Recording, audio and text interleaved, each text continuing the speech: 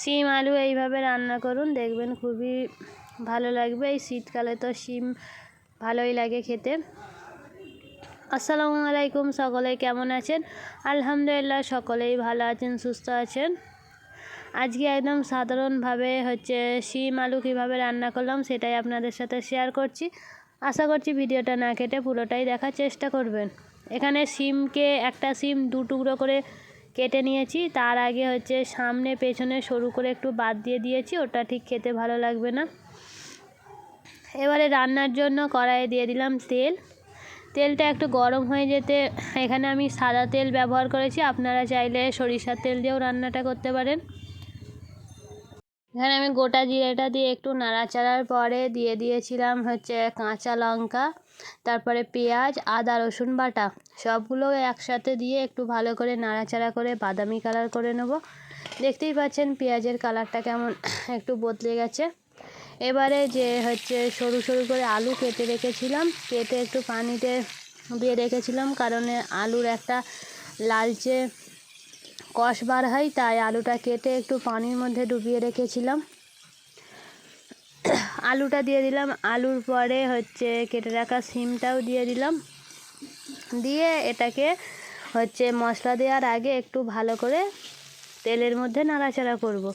তেলের মধ্যে কিছুক্ষণ নাড়াচাড়ার পরে এতে মশলা দিয়ে দিচ্ছি, যেমন দিয়ে দিলাম 1 টেবিল চামচ লবণ, 1/2 টেবিল চামচ হলুদ গুঁড়ো ও 1/2 টেবিল চামচ লঙ্কা গুঁড়ো দিয়ে আলু আর শিমটাকে ভালো করে নাড়াচাড়া করে নেব। এতে কিছুক্ষণ এমনি নাড়াচাড়ার পরে দিয়ে দিলাম পানিটা দিয়ে শিম আর আলুটাকে ভালো করে কষিয়ে নেব, যাতে কষতে কষতেই শিম আর আলুটা প্রায় অর্ধেকের মতো সেদ্ধ হয়ে যায়।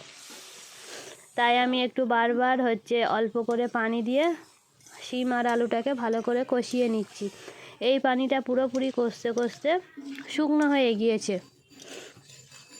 আর দেখতেই পাচ্ছেন কষতে কষতে কেমন তরকারির কালারটাও কেমন চেঞ্জ হয়ে গেছে, আলুরও কালারটা একটু চেঞ্জ হয়ে গেছে। এরপরে এতে দিয়ে দেবো পরিমাণ মতো পানি, দিয়ে ঢাকনা দিয়ে রেখে দেবো, যাতে শিম আর আলুটা খুব ভালো করেই সেদ্ধ হয়ে যায়। ঢাকনা দিয়ে রেখে দেবো 5 মিনিটের মতো, পানিটাও ফুটে যাবে। 5 মিনিট পর 5 মিনিট পর আমি ঢাকনাটা খুলে নিলাম। দেখতেই পাচ্ছেন পানিটাও পুরোপুরি ফুটে গিয়েছে। এটাকে আমি খুন্তির সাহায্যে একটু নাড়াচাড়া করে নেব। আর দেখতেই পাচ্ছেন আলুটাও পুরোপুরি সেদ্ধ হয়ে গেছে।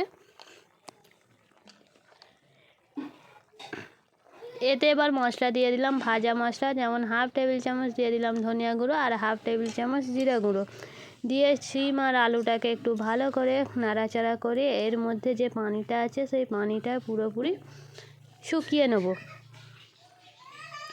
তাই একটু কিছুক্ষণ রেখে দেবো, এত পানি থাকলে একটু ঝোল ঝোল থাকলে খেতে ভালো লাগবে না, তাই এটাকে ভালো করে শুকিয়ে নেব। এই দেখুন একটু আমি 5 মিনিট বসিয়ে রেখেছিলাম, ঝোলটাও পুরোপুরি শুকিয়ে গেছে। এবারে শুকনো শুকনো হলে খেতে তবেই ভালো লাগবে। শিম আলু রান্না কিন্তু একদম কমপ্লিট। দেখুন কত সুন্দর হয়েছে, গরম ভাতের সঙ্গে তো দারুণই লাগবে। আপনারাও একবার এইভাবে বাড়িতে রান্না করে আমাকে কমেন্ট করবেন যে রেসিপিটা কেমন লাগলো। আর আমার এই রেসিপিটি যদি আপনাদের ভালো লেগে থাকে তাহলে ভিডিওটা একটা লাইক করে কমেন্ট করে দেবেন যে কেমন লাগলো। আর প্লিজ চ্যানেলটাকে সাবস্ক্রাইব করবেন, যাতে আমার পরের ভিডিও নোটিফিকেশান আপনার কাছে প্রথমেই যায়। আর আপনাদের লাইক আর সাবস্ক্রাইব আমাকে পরের ভিডিও বানানোর অনুপ্রেরণা দেয়। আজকের মতো এই পর্যন্ত।